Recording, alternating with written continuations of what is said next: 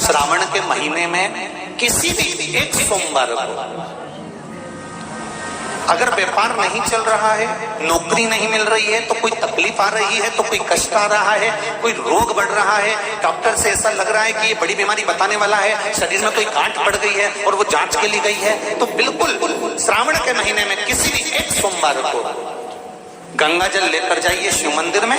शंकर जी के मंदिर में थोड़ा सा गंगा जल नंदी को समर्पित कर कर, थोड़ा अशोक सुंदरी को समर्पित कर कर, थोड़ा गणेश और कार्तिकेय को समर्पित कर कर, थोड़ा सा गंगा जल जया विषहारा शामरी बारी दौतली और देव को समर्पित कर कर, थोड़ा सा गंगा जल शिवलिंग पर समर्पित कर दो। उस गंगा जल को वापिस झेल कर लेकर आओ। 3 दिन तक लगातार उस गंगा जल को पीना प्रारंभ करो। उसके बाद जांच के लिए आप कहीं पर भी जाइए, बाबा कृपा जरूर करेगा, ये निश्चित। ये शिवलिंग जलाधारी, यहां से जल अशोक सुंदरी के पास में से नीचे की ओर गिर रहा, ठीक है। बेलपत्र नहीं है आपके पास चढ़ाने के लिए, मत चढ़ाओ। जल नहीं है चढ़ाने के लिए, मत चढ़ाओ। अक्षत नहीं है चढ़ाने के लिए, मत चढ़ाओ। पुष्प नहीं है शिव जी को चढ़ाने के लिए, मत चढ़ाओ।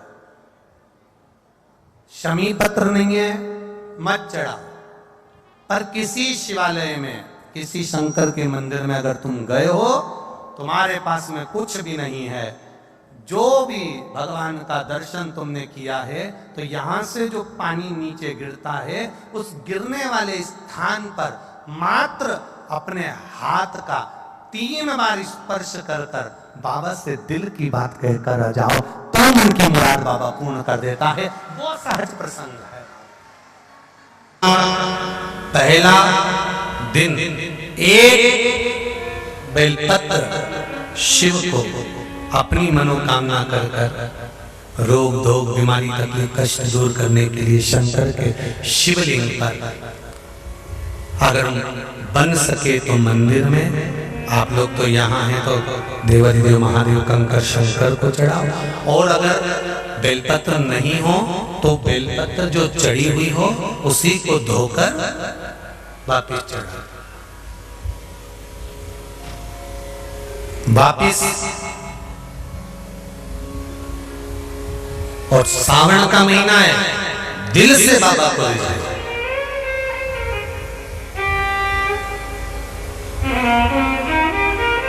हम धर्म करने के चक्कर में, परमात्मा के भजन के चक्कर में किसी का अपमान ना करें। इसका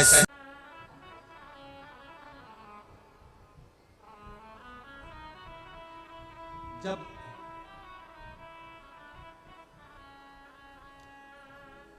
सारी दुनिया की ठोकर खा लो, सारी दुनिया के हाथ जोड़ लो, सारी दुनिया से निवेदन कर लो, और उसके बाद भी तुम्हारी दुख की घड़ी समाप्त नहीं हो, तब प्रयास करना। तुम्हारे घर में कोई गमला हो, कोई पौधा लगा हो, जो भी पौधा लगा, हम ये नहीं कहेंगे कि वो गुलाब का है कि गेंदा का है कि शमी का है कि बेलपत्री का है। जो पौधा तुम्हारे घर में लगा, जो पौधा, एक प्रयास करना। अभी सावन चालू हुआ है, अगर तुम्हें लगता है कि मेरी दुख का समय समाप्त नहीं हो रहा, मेरी दुख की घड़ी समाप्त नहीं हो रही, तो घर में रहने वाले जितने लोग आस्था चैनल पर कथा सुन रहे हैं, जितने फेसबुक यूट्यूब पर कथा सुन रहे हैं, और जितने पुष्कर राज की इस पावन धरा पर बैठकर कथा सुन रहे हैं, उनसे निवेदन करेंगे, श्रावण 2 सावन अब की बार हैं, एक अधिक मास का भी पड़ेगा और एक श्रावण ये पड़ेगा। ये जब 2 श्रावण पड़ते हैं तो इसमें हरि और हर का मिलन होता है, हरि और हर का मिलन, क्योंकि अधिक मास जो है वो भगवान पुरुषोत्तम का है, भगवान विष्णु का, और सावन के मध्य में अगर पड़ रहा है तो देवाधिदेव महादेव के साथ भगवान हरि का मिलन हुआ है, इसलिए इसको हरिहर श्रावण कहते हैं। ये 2 महीने के श्रावण में अगर मान लो एक दिन आपका निकल भी गया, 2 दिन आपके छूट भी गए, कोई दिक्कत की बात नहीं है।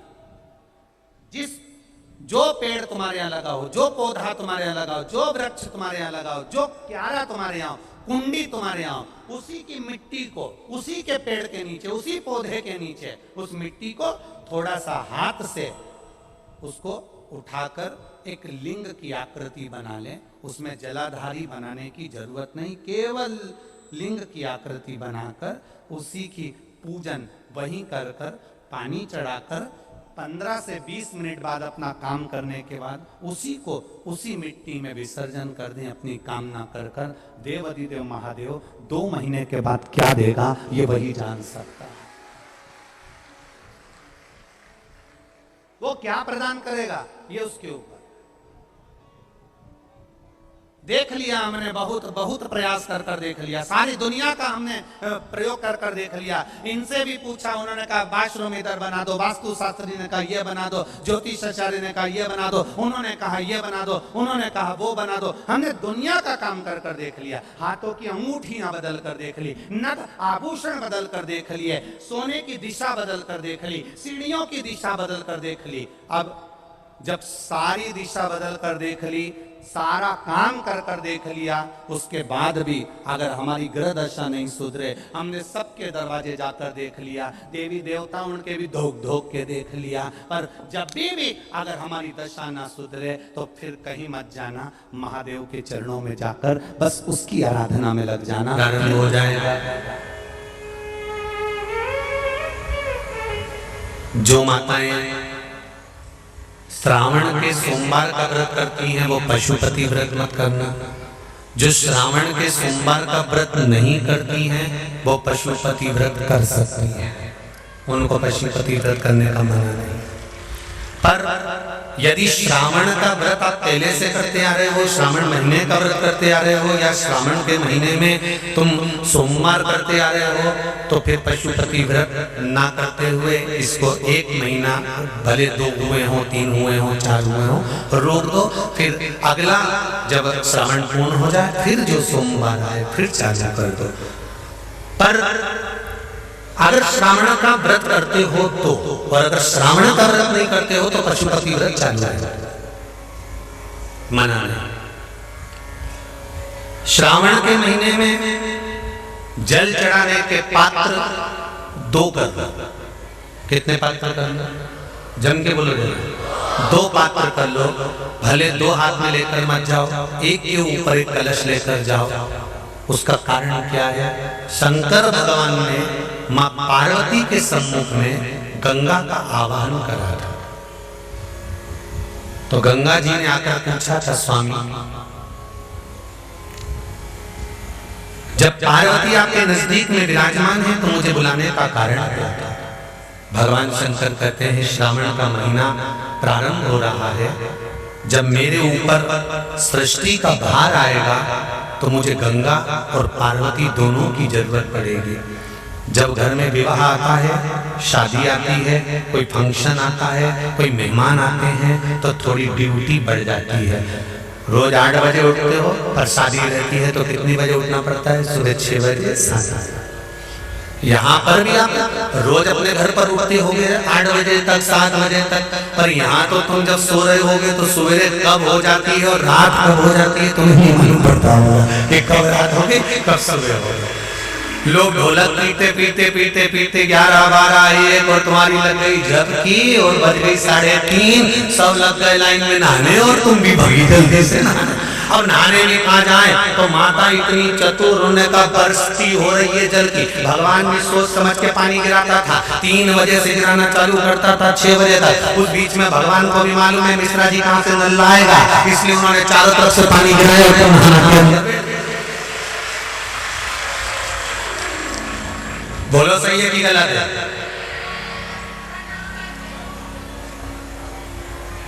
सब बाहर निकली धीरे से, इतनी चतुर राम जी, गजब की चतुर चतुर लोग आया है, गजब।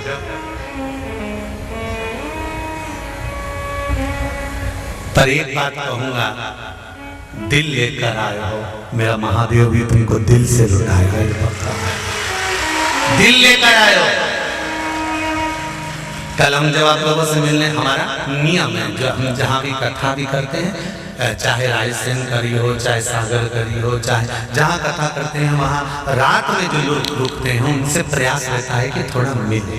एक नियम बना रखा, भले वो 1,00,000 लोग हों, 25,000 हो, 50, और जितने टेंट लगते हैं सब में मिलने का मन करता है। आपसे कल भी मिलने आए थे और कई लोगों की आंख में आंसू भी थे, कई लोगों के हृदय भी नम थे कि हम अब कल चले जाएंगे, पर दुख मत करना।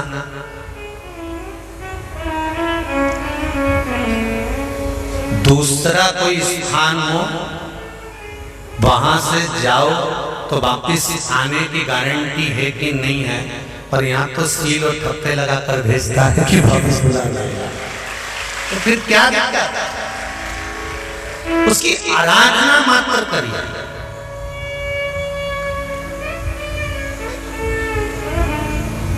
खूब धनपति भी बैठे हैं, खूब, आप लोगों में कोई कमी नहीं है। किसी की यहाँ जमीन है तो किसी की गाड़ी है, तो किसी का बंगला है, किसी की सत्ता है, किसी का आनंद है, बहुत बैठे हैं। पर आप लोगों ने 7 दिन जो कथा, एक ये पटिया लगा हुआ है, तख्ता लगा हुआ है, और उस पर आराम से सोकर 7 दिन कथा का रसस्वादन जो करा है, वो जिंदगी भर नहीं भूल पाओगे। बाबा इतना देगा कि आप लोग उसकी कृपा ही दर्शन।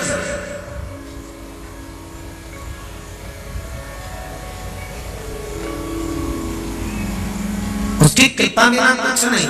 तेरी कृपा बिना न हिले एक भी अणु, लेते श्वास तेरी कृपा से तनो तनो।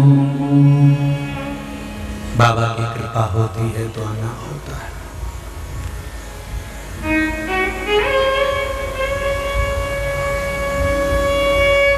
कोई नेपाल से, कोई झारखंड से, कोई उत्तराखंड से, कोई चेन्नई से, ना जाने कहां कहां से पधारे, कोलकाता से। शिव कृपा है। कावड़ का जल लेकर, हाथ में जल लेकर, जितने कदम चलकर हम शंकर के मंदिर तक या बेलपत्र के वृक्ष तक जाते हैं, जितने कदम चलते हैं उतने तीरथ हम पार कर शिव के नजदीक पहुंच जाते हैं।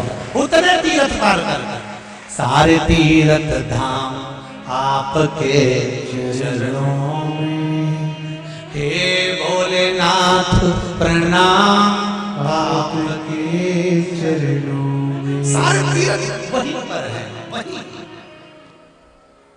पहले कथा में कहा 33 कोटि देवता शिव जी के शिवलिंग के पास, 33 कोटि, पूरा परिवार तो है ही, 33 कोटि देवता जहां से जल निकलता वहां विराजमान होते। तो देवता सब वहीं पर है, तो वैकुंठ कहां होगा? ब्रह्मलोक, इंद्रलोक, जल लोक, वरुण लोक, गरुण लोक, सारे लोग वहीं।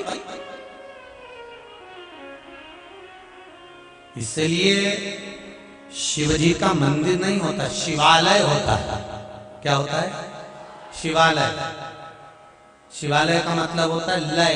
लय मतलब इसमें विलीन हो जा, शिवालय इसमें समा जा।